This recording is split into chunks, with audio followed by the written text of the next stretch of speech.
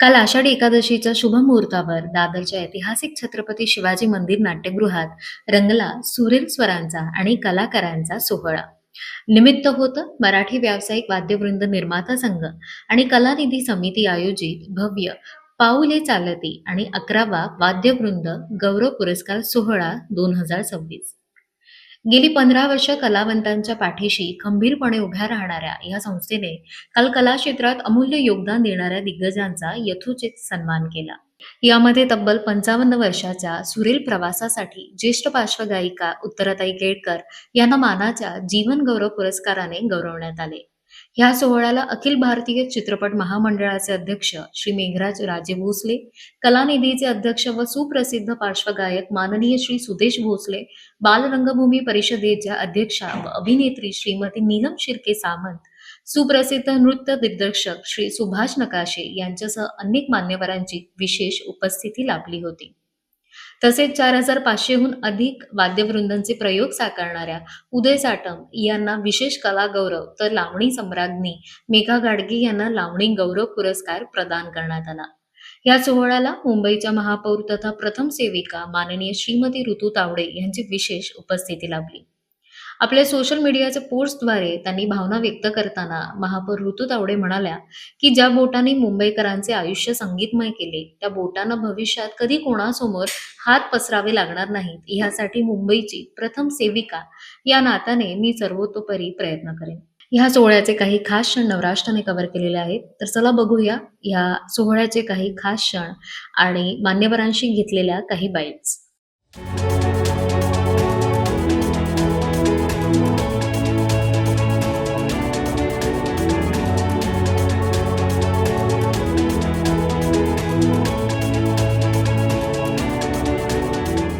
मराठी वाद्यवृंद निर्माता संघ याच्या व्यावसायिक वाद्यवृंद निर्माता संघ म्हणायला व्यावसायिक आहेत पण म्हणायला व्यावसायिक आहेत, घाट्याचा व्यवसाय करतात. पण त्यांना फायदा व्हावा ही माझी मनापासून इच्छा आहे. पण अतिशय वारकरी जशी असतात तसे दरवर्षी ते बरोबर आषाढी एकादशीच्या पूर्वसंध्येला एक विठोबाचा कार्यक्रम देतात.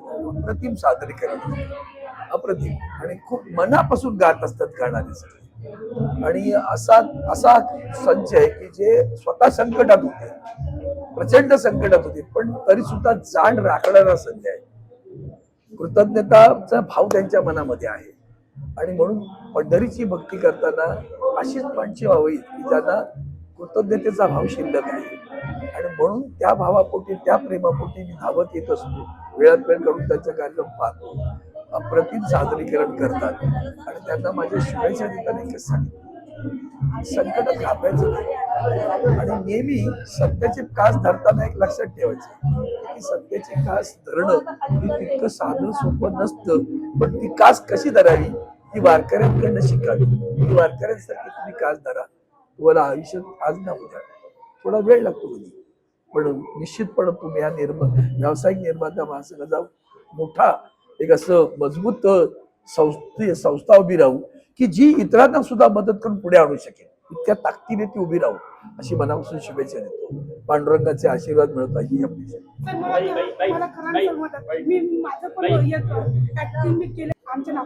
ऐका ना, यांना सांगा मला कार्यक्रम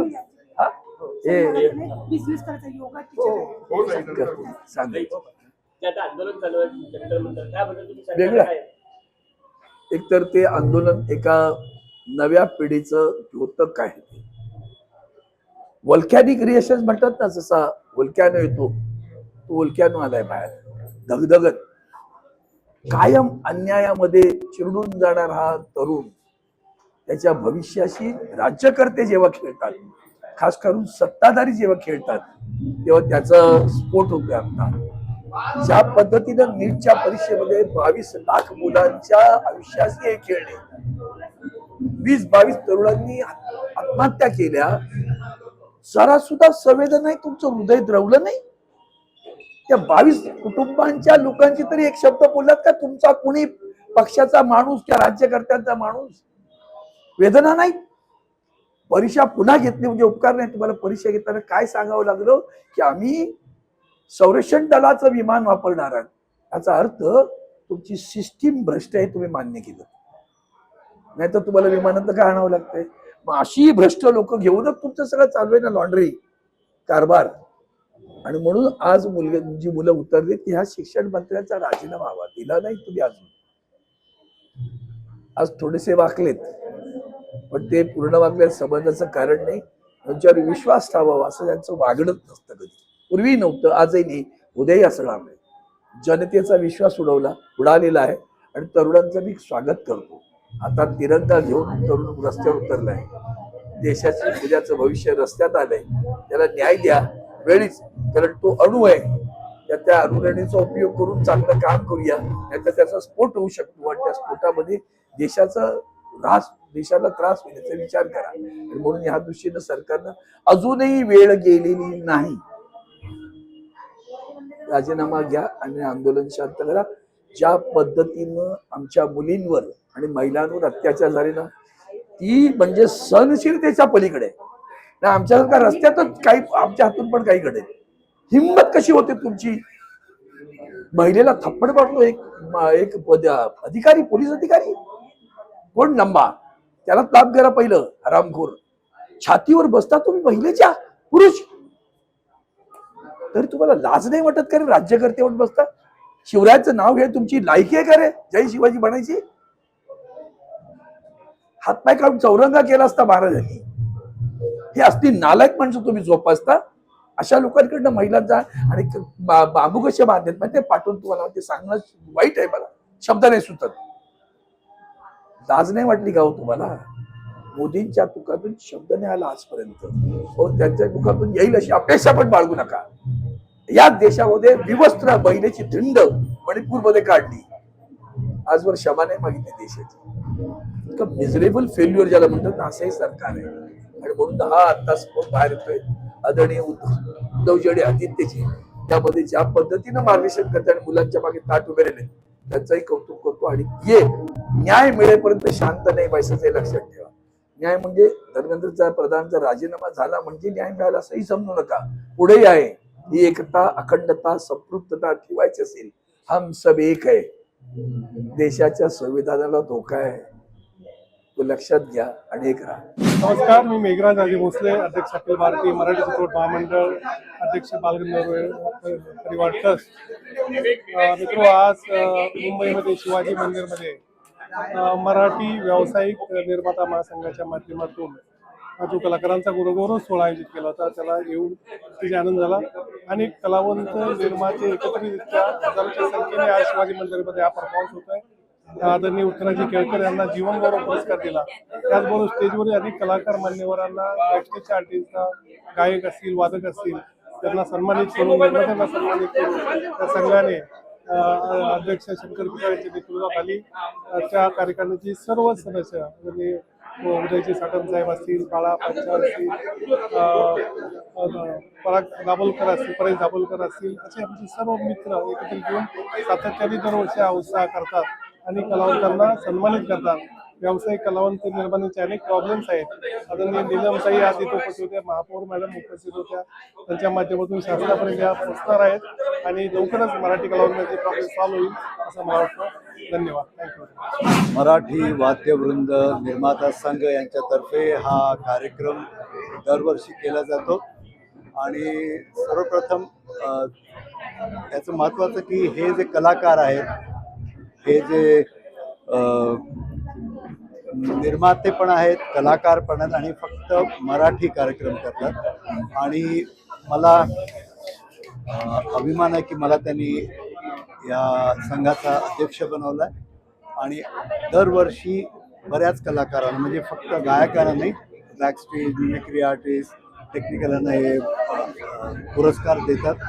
आणि खूप बरं वाटतं. आणि यामुळे नवीन कलाकारांना प्रोत्साहन मिळतं.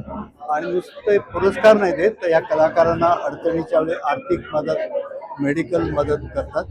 आणि मला वाटतं की सर्व कलाकारांनी एकत्रित येऊन या संघाला, आपल्या सर्व स्टेजच्या कलाकारांना जर मदत केली तर एकमेव जे स्ट्रेस बस्टर आपण म्हणतो, जी कला आहे, गायन असो, ॲक्टिंग असो, त्याला फार प्रोत्साहन आहे. सर्व रसिक श्रोत्यांना माझा हार्दिक नमस्कार. आज व्यावसायिक मराठी वाद्यवृंद निर्माता संघाने मला जो पुरस्कार दिलाय त्याच्याबद्दल मी त्यांचे अत्यंत आभारी आहे. हा पुरस्कार जीवनगौरव पुरस्कार म्हणून मला मिळालाय. मला आनंद तर झालेलाच आहे, पण त्याचबरोबर माझी जबाबदारी सुद्धा वाढल्यासारखी मला वाटते आणि सर्व निर्माता संघाच्या सर्व मेंबर्सचे मी खूप खूप आभारी आहे. नमस्कार, मी शंकर पिसा, मराठी व्यावसायिक वाद्यवृंद निर्माता संघ व कलानिधी या संस्थेचा अध्यक्ष. गेली 13 वर्षे ही संस्था कलाकारांच्या मागण्यांसाठी झटत आहे आणि हे आमचं जे वंचित कलाकार आहेत बरेचसे, ज्यांना शासन दरबारी कधीही कोणताही पुरस्कार मिळालेला नाही आतापर्यंत, त्याच्यासाठी आम्ही मागील 13 वर्षापासून पूर्णतः या पुरस्काराची आम्ही इथे सुरुवात केलेली आहे. आणि हे वर्ष आमचं 13वं असलं तरी पुरस्कार कोविडमध्ये 2 वर्ष होऊ शकला नाही, पण हे आमचं 11वं वर्ष आता. त्या निमित्ताने आम्ही हा पुरस्कार घेतलेला आहे. बरेच नामवंत कलाकारांना इथे पुरस्कार दिला. जीवनगौरव पुरस्कार आम्ही उत्तराताई केळकरांना दिलेला आहे. नृत्यांगनाचा, लावणी नृत्यांगनाचा पुरस्कार मेघा घाडगे, त्याचबरोबर विशेष कलागौरव पुरस्कार उदय साटम सर यांना दिलेला आहे. निर्मात्यांचा पुरस्कार आम्ही सुशील आंबेकरांना दिलेला आहे. असे बरेच मान्यवर पुरस्कार इथे आम्ही मान्यवरांना दिलेले आहेत. त्या संदर्भात हा कार्यक्रम आमचा ह्या 11व्या वर्षी सादर झाला आहे. धन्यवाद. नमस्कार. मराठी व्यावसायिक वाद्यवृंद निर्माता संघ व कलानिधी समिती यांच्या संयुक्त विद्यमाने गेली 13 वर्ष हा संघ सातत्याने पाऊले चालते हा कार्यक्रम सादर करत असतो. आणि या पाऊले चालते कार्यक्रमाच्या निमित्तानं मराठी व्यावसायिक वाद्यवृंद निर्माता संघातील वाद्यवृंद गौरव पुरस्कार आम्ही या संघातर्फे देत असतो. या पुरस्काराचं आहे 11वं वर्ष आहे. यंदा माझ्या अध्यक्षाने सांगितल्याप्रमाणे जीवनगौरव उत्तराबाई केळकर, विशेष कलागौरव पुरस्कार श्री उदय साटम, निर्माता पुरस्कार श्री सुशील आंबेकर आणि लावणी पुरस्कार श्रीमती मेघा घाडगे यांना दिला आहे. आम्ही कलाकारांच्या बाजूने सतत शासनाकडे आमच्या समस्या मांडत असून त्या समस्या पूर्ण होतील अशी आशा आजच्या या प्रसंगी बालरंगभूमीच्या विद्यमान अध्यक्षा आणि नाट्य अभिनेत्री नीलमताई शिर्के यांनी आम्हाला दिलेले आहेत. आणि नक्कीच त्या आमच्या आश्वासनं पूर्ण होतील, आमच्या मागण्या पूर्ण होतील. कलाकारांसाठी आम्ही झटतोय. कलाकारांच्या मागण्या पूर्ण व्हाव्यात हे प्रयत्न चालू राहतील. जोपर्यंत पूर्ण होत नाही तोपर्यंत चालू राहतील. धन्यवाद. यानंतर मी आमचे निर्माता आणि लावणी महासंघाचे सन्माननीय संस्थापक अध्यक्ष संतोष लिंबोरे यांना विनंती करेन, आपणही आपल्या सूचना आणि आपल्या काही मनोगत मांडायचे असेल ते आपण मांडा. नमस्कार. खरं म्हणजे 13 वर्षापूर्वी मराठी व्यावसायिक वाद्यवृंद निर्माता संघाची स्थापना झाली. आज आपण पाहता की नाटकवाल्यांच्या संघटना आहेत, चित्रपटवाल्यांच्या संघटना आहेत, पण आम्ही जे आहोत की आपल्या स्वतःच्या खिशातले पैसे टाकून या रंगमंचावर या व्यावसायिक रूपामध्ये आम्ही जनतेची म्हणजे रसिकांची सेवा करत असतो. आज चित्रपटवाल्यांसाठी पुरस्कार आहे, नाटकवाल्यांसाठी पुरस्कार आहे, पण वाद्यवृंद क्षेत्रामध्ये एवढे जे कलाकार जे मेहनत करून रसिकांची सेवा करतात त्यांच्यासाठी कुठेच पुरस्कार नव्हता. आज 11 वर्ष झाली, कोरोनाची 2 वर्ष गेले, पण आज 11 वर्ष झाली. आज मराठी व्यावसायिक वाद्यवृंद निर्माता संघाने कलानिधीच्या माध्यमातून जे खरंच या वाद्यवृंद क्षेत्रामधून रसिकांची मन या ठिकाणी सेवा करतायत त्यांना आम्ही गौरव पुरस्कार केला सुरू, तो मराठी व्यावसायिक वाद्यवृंद निर्माता संघाच्या माध्यमातून. आज अनेक असे कलावंत आहेत, जे कलाकार आहेत, ज्यांना आज आम्ही गौरव केलेला आहे. याचा आपल्या मराठी व्यावसायिक वाद्यवृंद निर्माता संघाला अभिमान वाटतो. आता खरंच सांगितलं, मगाशी महापौर ताई येऊन गेल्या की आज एक मागणी होती निर्माता संघाची की हक्काचं तालीम करण्यासाठी जागा नाहीये आणि प्रबोधनकार ठाकरे जे शिवडीचं होतं ते बंदिस्त होतं, ते आम्हाला पाहिजे, ज्या ठिकाणी आम्ही आमची खऱ्या अर्थाने रिहर्सल करू शकतो. आणि ती मागणी आम्ही लावून धरलेली आहे. नीलमताई शिर्के बालरंगभूमीच्या या ठिकाणी अध्यक्ष आल्या होत्या. त्यांनाही सांगितलंय की कलाकारांसाठी नक्कीच काहीतरी झालं पाहिजे, पण या कलाकारांना जगवण्यासाठी निर्माताही जगला पाहिजे. म्हणून निर्माता आणि कलाकार या दोहोंसाठी काहीतरी एक चांगलं काहीतरी कार्य करावं, या मराठी व्यावसायिक वाद्यवृंद निर्माता संघाच्या माध्यमातून मागण्या आहेत. आणि नक्कीच ज्यावेळी कलाकार आणि निर्माता एकत्र येतो त्यावेळी नवीन काहीतरी होतं. आणि आज 11 वर्ष सातत्याने हा पूर्ण कार्यक्रम होतोय. 13 वर्ष संघटनेला झालेली आहे, 2 वर्ष कोरोनामुळे गेलेली आहेत, पण हे 11 वर्ष झालेली आहे. आणि नक्कीच या माध्यमातून गुणीजनांचा सन्मान आम्ही करतोय, याचा आम्हाला अभिमान वाटतो.